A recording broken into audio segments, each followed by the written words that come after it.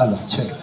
అలాగే మరి కార్యక్రమానికి గౌరవ పెద్దలను మీరు ఆహ్వానిస్తున్నాం, వారికి ఇక్కడ చేసాం. అలాగే ఎవరైతే ఉన్నారో ఇప్పుడు ఈ స్పోర్ట్స్కి సంబంధించిన వారు కాకుండా వారందరూ కూడా గ్రౌండ్ బయటకు వచ్చేయాలి. ఈ కార్యక్రమం మొదలవుతూ ఉన్నది.